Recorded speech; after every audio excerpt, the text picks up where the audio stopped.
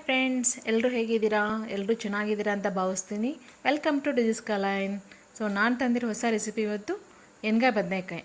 So ಎಣ್ಗಾಯಿ ಬದನೆಕಾಯಿ ಅಂದ ತಕ್ಷಣ ಉತ್ತರ ಕರ್ನಾಟಕ ನೆನಪಾಗ್ತಿದೆಯಲ್ವಾ? ನಿಜವಾಗ್ಲೂ ನೆನಪಾಗೇ ಆಗುತ್ತೆ. ಸೊ ಉತ್ತರ ಕರ್ನಾಟಕ ಸ್ಪೆಷಲ್ ಆಗಿರುವಂಥ ಎಣ್ಗಾಯಿ ಬದನೆಕಾಯಿನ ನಾನು ಇವತ್ತು ತಂದಿರೋ ಹೊಸ ರೆಸಿಪಿ ಹೇಗೆ ಮಾಡೋದಂತ ನೋಡೋಣವಾ? ಬನ್ನಿ, ಎಣ್ಗಾಯಿ ಬದನೆಕಾಯಿನ ಹೇಗೆ ಮಾಡೋದಂತ ನೋಡೋಣ. ಸೊ ಇಲ್ಲಿ ನೋಡಿ, ಒಂದು ಬಾಣಲೆಯಲ್ಲಿ ನಾನು 2 ಟೇಬಲ್ ಸ್ಪೂನಷ್ಟು ಆಯಿಲ್ನ ಹಾಕ್ಕೊಂಡಿದ್ದೀನಿ.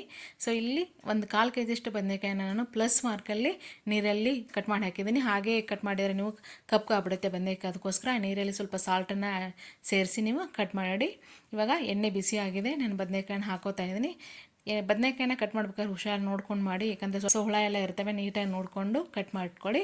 ಸೊ ನೋಡಿ, ಇಷ್ಟು ಫ್ರೈ ಆಗೋಷ್ಟು ಒಂದು 2 ನಿಮಿಷ ಫ್ರೈ ಮಾಡಿ ಸಾಕು. ನಾನು ಫ್ರೈ ಮಾಡಿದೆ 2 ನಿಮಿಷ. ಸ್ವಲ್ಪ ಗೋಲ್ಡನ್ ಕಲರ್ ಟರ್ನ್ ಆಗಬೇಕು, ಕಲರ್ ಚೇಂಜ್ ಆಗಬೇಕು, ಅಷ್ಟು ಫ್ರೈ ಮಾಡಿಕೊಂಡು ಎಣ್ಣೆಯಿಂದ ತೆಗೀರಿ. ಸ್ವಲ್ಪ ಜಾಸ್ತಿ ಎಣ್ಣೆ ಹಾಕಬೇಕು ಎಣ್ಗಾಯಿ ಬದನೆಕಾಯಿ. ಅದಕ್ಕೋಸ್ಕರ ನಾನು ಎಣ್ಣೆಲಿ ಮುಂಚೆನೇ ಫ್ರೈ ಮಾಡಿಕೊಂಡ್ರೆ ಈಸಿ ಆಗುತ್ತೆ ಅಂತ ಮಾಡ್ಕೊಂಡಿದ್ದೀನಿ. ನೋಡಿ, ಇದನ್ನು ಸ್ವಲ್ಪ ಕೂಲ್ ಆಗಕ್ಕೆ ಇಟ್ಬಿಡೋಣ. ಸೊ ಯಾಕಂದರೆ ಅದ್ರಿಗೆ ಮಸಾಲೆ ಫಿಲ್ ಮಾಡಬೇಕಲ್ಲ, ಅದಕ್ಕೋಸ್ಕರ ಸ್ವಲ್ಪ ಅದನ್ನು ಕೂಲ್ ಆಗಕ್ಕಿಟ್ಟು ನಾವೇನು ಮಾಡೋಣ, ಮಸಾಲೆ ರುಬ್ಕೊಂಬಿಡೋಣ. ಸೊ ಮಸಾಲೆಗೆ ಬೇಕಾಗಿರೋಂಥ ಇಂಗ್ರೀಡಿಯೆಂಟ್ಸು, ಫಸ್ಟು ನಾನಿಲ್ಲಿ ಅರ್ಧ ಕಪ್ಪಷ್ಟು ನಾನು ಒಂದು ಕೊಬ್ಬರಿನ ತೊಗೊಂಡಿದ್ದೀನಿ ಕಟ್ ಮಾಡಿದ್ದನ್ನ. ಹಾಗೆ ಒಂದು ಬೌಲಷ್ಟು ಈರುಳ್ಳಿನ ಕಟ್ ಮಾಡ್ಕೊಂಡಿದ್ದೀನಿ. ಒಂದು ಚಿಕ್ಕ ಟೊಮಾಟೋನ ಹಾಕಿದ್ದೀನಿ. ಸೊ ಮೆಣಸಿನ್ಕಾಯಿ ನೋಡಿ, ಖಾರ ನೋಡ್ಬಿಟ್ಟು ಹಾಕ್ಕೊಳ್ಳಿ.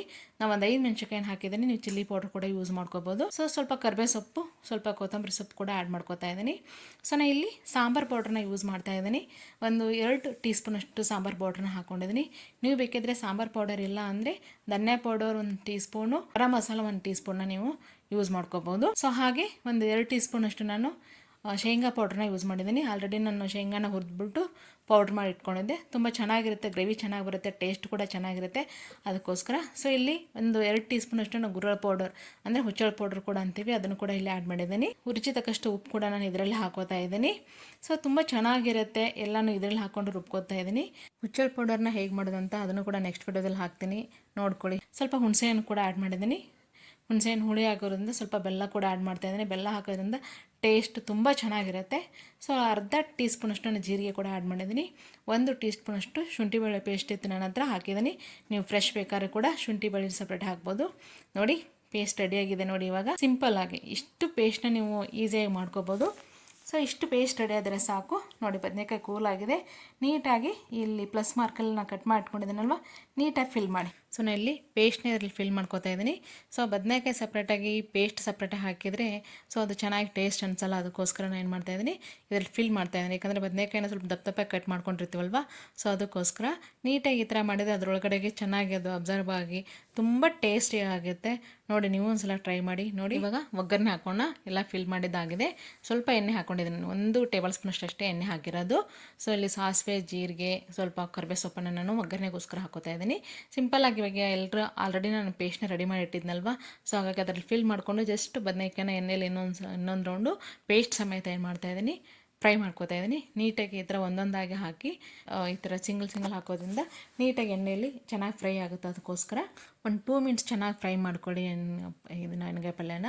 ಸೊ ಬದನೆಕಾಯಿ ನೀಟಾಗಿ ಎಣ್ಣೆಯಲ್ಲಿ ಮಸಾಲೆ ಸಮೇತ ಚೆನ್ನಾಗಿ ಫ್ರೈ ಮಾಡಿಕೊಂಡ್ರೆ ತುಂಬ ಟೇಸ್ಟಾಗಿರುತ್ತೆ, ಮಸಾಲೆ ಎಲ್ಲ ಅಬ್ಸರ್ವ್ ಆಗಿ.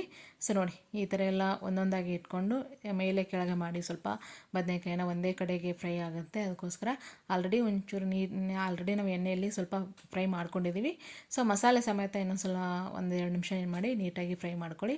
ತುಂಬ ಚೆನ್ನಾಗಿರುತ್ತೆ. ನೀವು ಮನೇಲಿ ಟ್ರೈ ಮಾಡಿ, ಟೇಸ್ಟ್ ಮಾಡಿ. ಸೊ ಹೇಗಾಗಿದೆ ಅಂತ ಕಮೆಂಟ್ ಹಾಕಿ. ನೋಡಿ, ಸ್ವಲ್ಪ ಅರಿಶಿನ ಕೂಡ ಹಾಕೋತಾ ಇದ್ದೀನಿ. ನಾನು ಆ್ಯಕ್ಚುಲಿ ಪೇಸ್ಟಲ್ಲಿ ಹಾಕೋದನ್ನು ಮರ್ತೆ, ಸೊ ಹಾಗಾಗಿ ಮೇಲ್ಗಡೆಗೆ ಅರಿಶಿನ ಹಾಕೋತಾ ಇದ್ದೀನಿ. 1 ಟೀ ಸ್ಪೂನಷ್ಟು ಅರಿಶಿನ ನಾನು ಆ್ಯಡ್ ಮಾಡ್ಕೋತಾ ಇದ್ದೀನಿ. ಸೊ ನೋಡಿ, ಸ್ವಲ್ಪ ಜಾರಿಗೆ ನಾನು ನೀರು ಹಾಕ್ಕೊಂಡು ಇದಕ್ಕೆ ನೀರನ್ನು ಕೂಡ ಆ್ಯಡ್ ಮಾಡ್ಕೊತೀನಿ. ತುಂಬ ಕನ್ಸಿಸ್ಟೆನ್ಸಿ ತುಂಬ ಗಟ್ಟಿ ಅನ್ನಿಸ್ತೈತೆ, ಅದಕ್ಕೋಸ್ಕರ ಸ್ವಲ್ಪ ನೀರನ್ನು ಹಾಕ್ಕೊಂಡು ಗ್ರೇವಿ ನೋಡಿ ಕನ್ಸಿಸ್ಟೆನ್ಸಿ ಮಾಡಿಕೊಂಡು ಸ್ವಲ್ಪ ಗ್ರೇವಿ ಥರ ಇದ್ರೆ ಚೆನ್ನಾಗಿರುತ್ತೆ. ಇಲ್ಲಾಂದರೆ ಬರೀ ಒಂದು ಎಣ್ಗಾಯಿ ಬದನೆಕಾಯಿ ಅಂದರೆ ಬರೀ ಬದನೆಕಾಯಿ ಅಷ್ಟೇ ಇದ್ದರೆ ಡ್ರೈ ಆಗ್ಬಿಡುತ್ತೆ. ಅದಕ್ಕೋಸ್ಕರ ಒಂದು 5 ನಿಮಿಷ ಬಾಯ್ಲ್ ಮಾಡೋಕ್ಕೆ ಇಟ್ಟಿದ್ದೀನಿ. ನೋಡಿ, ಚೆನ್ನಾಗಿ ಬೆಂದಿದೆ ನೋಡಿ. ಸೊ ಎಲ್ಲ ನೀಟಾಗಿ ಬದನೆಕಾಯಿ ಒಳಗಡೆ ಆಗಿದೆ. ಸೊ ಗ್ರೇವಿ ಥರನೇ ಇದೆ. ನಮ್ಮ ಮನೆಯಲ್ಲಿ ಗ್ರೇವಿ ಅಂದರೆ ತುಂಬ ಇಷ್ಟ, ಗ್ರೇವಿ ಸ್ವಲ್ಪ. ಸೊ ಗ್ರೇವಿ ಥರ ಇರಲಿ ಅಂತ ನಾನು ಸ್ವಲ್ಪ ಜಾಸ್ತಿ ಗ್ರೇವಿ ಥರ ಮಾಡಿದ್ದೀನಿ. ಸೊ ನೋಡಿ, ನಿಮಗೆ ಹೇಗೆ ಬೇಕು ಆ ಥರ ಸ್ವಲ್ಪ ಗ್ರೇವಿ ಕಡಿಮೆ ಕೂಡ ಮಾಡ್ಕೋಬೋದು. ಸ್ವಲ್ಪ ಫೈನಲಿ ಕೊತ್ತಂಬರಿ ಕೂಡ ಆ್ಯಡ್ ಮಾಡಿದ್ದೀನಿ. ತುಂಬ ಟೇಸ್ಟಾಗಿರುತ್ತೆ. ಟ್ರೈ ಮಾಡಿ ಒಂದ್ಸಲ ನೀವು. ಉತ್ತರ ಕರ್ನಾಟಕ ಸ್ಪೆಷಲ್ಲು. ಎಲ್ಲ ಥರದ ಪಲ್ಯ ತಿಂದು ಬೇಜಾರಾದಾಗ ಈ ಥರ ಒಂದು ಎಣ್ಗಾಯಿ ಪಲ್ಯನ ಮಾಡಿ ಮನೇಲಿ ಎಲ್ಲರೂ ಇಷ್ಟಪಡ್ತಾರೆ, ಮಕ್ಕಳು ಕೂಡ ಇಷ್ಟಪಡ್ತಾರೆ. ಬದನೆಕಾಯಿ ತಿಂದೇ ಇರೋರು ಕೂಡ ತುಂಬ ಇಷ್ಟಪಟ್ಟು ತಿಂತಾರೆ. ಸೊ ಎಣ್ಗಾಯಿ ಬದನೆಕಾಯಿ ಪಲ್ಯನ ಚಪಾತಿ ಜೊತೆಗೂ ತಿನ್ಬೋದು, ಜೋಳದ ರೊಟ್ಟಿ ಜೊತೆಗಂತೂ ತುಂಬ ಸಖತ್ತಾಗಿರುತ್ತೆ. ಸೊ ಅದ್ರ ಜೊತೆಗೂ ಅಕ್ಕಿ ರೊಟ್ಟಿ ಜೊತೆ ಕೂಡ ತಿನ್ಬೋದು ಎಣ್ಗಾಯಿ ಬದನೇಕಾಯಿ ಪಲ್ಯನ. ಸೊ ಚೆನ್ನಾಗಿದಿಲ್ವಾ? ಸೊ ನೋಡಿ ನಾನಿಲ್ಲಿ ಚಪಾತಿ ಮತ್ತು ಜೋಳದ ರೊಟ್ಟಿ ಎರಡೂ ಆ್ಯಡ್ ಮಾಡ್ತಾಯಿದ್ದೀನಿ. ಸೊ ನೋಡಿ ಜೋಳದ ರೊಟ್ಟಿ ಹೇಗೆ ಮಾಡೋದಂತ ನೆಕ್ಸ್ಟ್ ವಿಡಿಯೋದಲ್ಲಿ ಅಪ್ಲೋಡ್ ಮಾಡ್ತೀನಿ. ಸೊ ಜೋಳದ ರೊಟ್ಟಿನ ಎಣ್ಗಾಯಿ ಬದನೇಕಾಯಿ ಜೊತೆ ತಿನ್ನಿ ಸಖತ್ತಾಗಿರುತ್ತೆ. ಸೊ ನೋಡಿ ನಾನಿಲ್ಲಿ ಎರಡೂ ಜೊತೆಗೆ ಯೂಸ್ ಮಾಡ್ತಾಯಿದ್ದೀನಿ. ಸೊ ನೋಡಿ ಶೇಂಗಾ ಚಟ್ನಿ ಕೂಡ ಹಾಕ್ಕೊಂಡಿದ್ದೀನಿ, ಸ್ವಲ್ಪ ಮೊಸರು ಕೂಡ ಆ್ಯಡ್ ಮಾಡ್ಕೊತಿದ್ದೀನಿ, ಉಪ್ಪಿನಕಾಯಿ, ಬದನೇಕಾಯಿ ಪಲ್ಯ, ಎಣ್ಗಾಯಿ ಬದನೇಕಾಯಿ ಪಲ್ಯ, ಸ್ವಲ್ಪ ಅದ್ರ ಜೊತೆಗೆ ಎಗ್ಗು, ಹೀಗೆ ವೆರೈಟಿ ಒಂಚೂರೆಲ್ಲ ಹಾಕ್ಕೊಂಡು ನೀವು ತಿಂತಾಯಿದ್ರೆ ವಾ ಸ್ವರ್ಗಕ್ಕೆ ಮೂರೇ ಏನು ಅನ್ನೋ ಥರ ಸಖತ್ತಾಗಿರುತ್ತೆ ಊಟ. ನೋಡಿ ಡಯಟ್ ಫುಡ್ ಕೂಡ ಅಂತ ಹೇಳ್ಬೋದು ಇದನ್ನು. ಸೊ ಈ ಥರ ಜೋಳದ ರೊಟ್ಟಿ ಜೊತೆಗೆ ಕೂಡ ತಿಂತಾಯಿದ್ದೀನಿ. ಸ್ವಲ್ಪ ಸೌತೆಕಾಯಿ ನೆಂಚ್ಕೊಳ್ಳೋಕೆ ಸೌತೆಕಾಯಿ ಕೂಡ ಇಟ್ಕೊಂಡಿದ್ದೀನಿ.